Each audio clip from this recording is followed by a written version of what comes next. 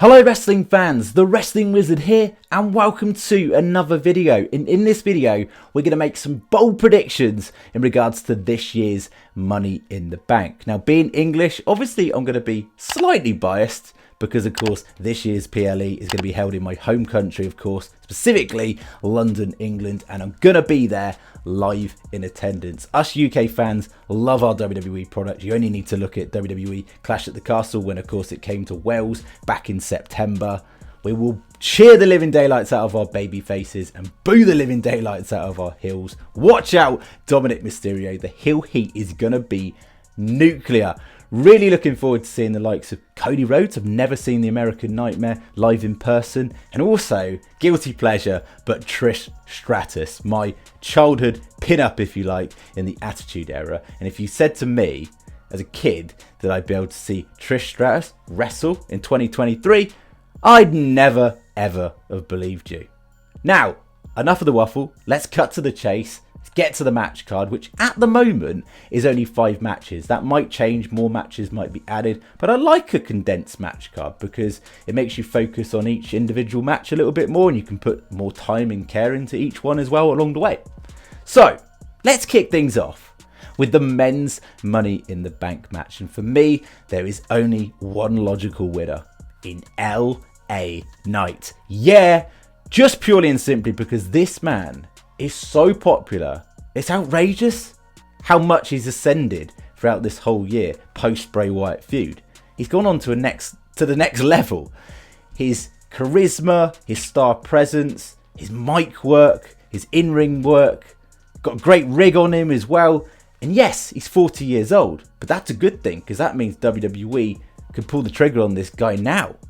He's not an up-and-coming star, he is a megastar, and it would make sense. Now, obviously, this is a bit of an obvious choice, an obvious pick, and this is my personal pick, but I have a feeling that WWE could swerve us and go with Damian Priest.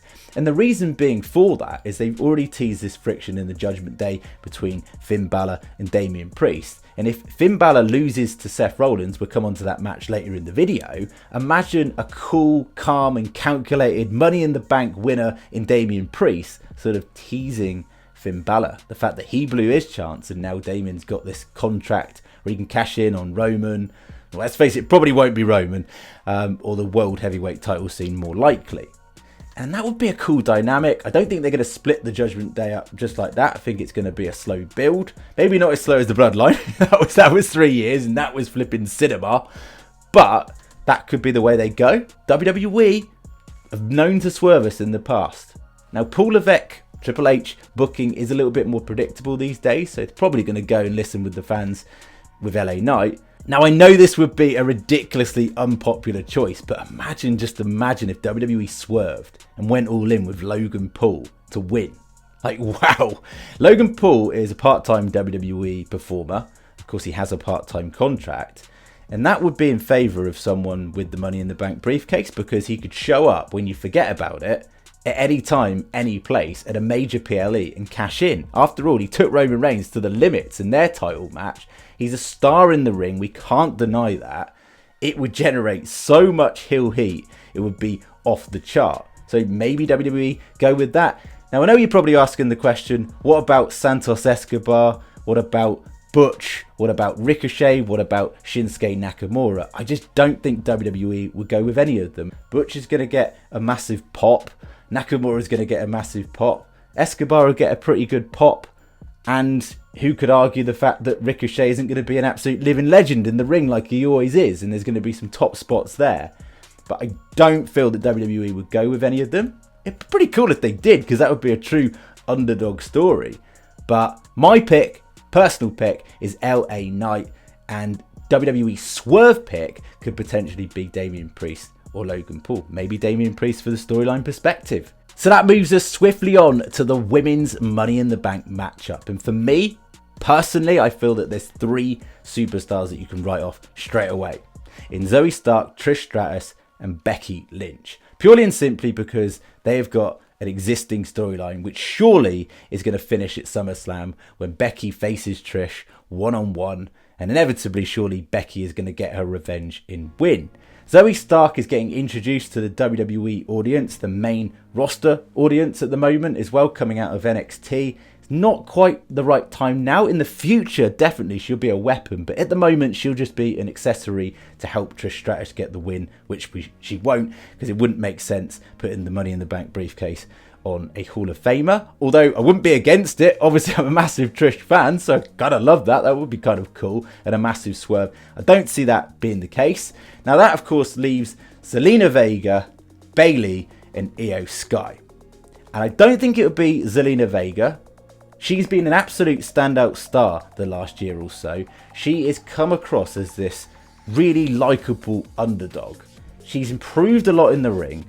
She's got that star power. Her time will come down the line. She gives me Eddie Guerrero vibes for some reason when he defeated, of course, Brock Lesnar at No Way Out. And maybe down the line you get this giant killer storyline where Zelina Vega beats one of the superstar powers in WWE when you least expect it. I'd love that down the line if that happened. Now, this is where it gets juicy. My personal pick, undoubtedly, hands down, and I think WWE will go with this, in Io Sky. You've got the perfect set out storyline, the jealousy storyline where Bayley is livid, fuming. Play that out for months. It's really intriguing, makes really compelling viewing, and it's safe to say that Bayley hasn't been booked the best since she returned to WWE. She's a shadow of her former self. She was literally the top dog in the women's division for some time. Literally carried the WWE's women's division throughout the pandemic era. Again, just my personal opinion. So this jealous Bayley, now Bayley might not even be in the matchup because on time of recording this video, she's got to win her matchup against Shotzi that Io Sky put her in to keep her place. That might not happen, and just imagine Bayley not even getting in the women's ladder match and then Io Sky winning. You can just see that storyline playing out to perfection. Io Sky is ridiculously popular. She's an absolute star.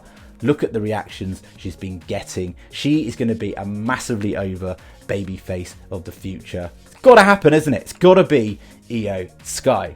Now, next up, we're going to go into the singles match scene in Cody Rhodes versus Dominik Mysterio. The heel heat that Dominik Mysterio is going to get is going to be next level. You can already envision it, can't you? Dominik Mysterio comes down to the ring before Cody Rhodes and cuts this heelish promo where the UK fans just boo the living daylights out of him. And I like that because the Dominik Mysterio heel turn actually started in the UK at Clash at the Castle when, of course, Dom turned on Edge and his father, Rey Mysterio. But in terms of Victor, it's obviously going to be Cody Rhodes. I'd be shocked if Dom won, but not in a million years. I think this is the safest bet, the safest prediction for a long time. Cody Rhodes will win. Of course, Rhea Ripley's going to get involved, maybe other members of the Judgment Day as well, but ultimately it's going to be Cody Rhodes, and then it's going to be Cody Rhodes and Brock Lesnar at SummerSlam. I'm pretty sure of it. He's got bigger fish to fry, but that heel Dominik is just going to continue to keep giving.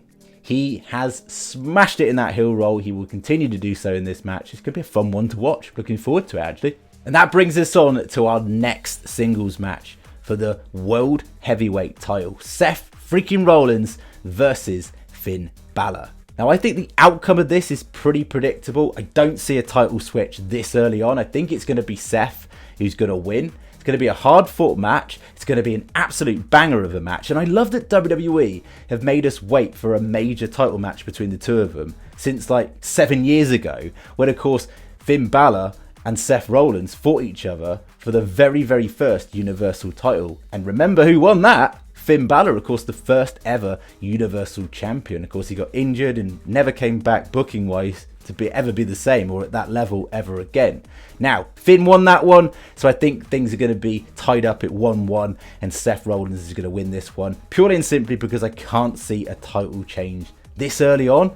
I'd love to be proved wrong. I'd love for WWE to put a swerve and Finn Balor wins, and imagine if Damian Priest won the briefcase as well with Finn Balor as champion, teasing the fact that Damian Priest could potentially cash in his contract on the champion in Finn Balor. But for me, it's going to be Seth freaking Rollins. Now, you're probably thinking, Wiz, why have you put Drew McIntyre in the thumbnail when Drew McIntyre isn't advertised to be at this year's Money in the Bank? I believe that's just the way WWE want it to be. if you're going to bring back Drew McIntyre, assuming he's ironed things out contractually, what a way to bring him back in the UK. And what a way to bring him back into the WWE World Heavyweight title scene. All you need, in my personal opinion, all you need is Seth wins and you get Drew McIntyre and you get a stare down between the two. It is very, very clear that Drew McIntyre is after that belt. You don't go full on heel turn. You can save that for when he gets back to the States on Raw and then have that swerve where you get this vicious Drew McIntyre go after Seth and have that feud along the way. Also, on a little side note, talking of feuds that just suddenly come to my head, what about a bit of Logan Paul and LA Knight in a feud leading up to SummerSlam potentially? Just thought I'd get it out there before I forget it. But what do you think? And that finally brings us on to what feels to me like a god level match. The cinematic storyline that's played out as good as it can be. For me, the best storyline in WWE, or one of the best of all time. Of course, we're now going to get the Usos versus Roman Reigns and Solo Sikoa. And in terms of victor, I'd like to see the Usos win.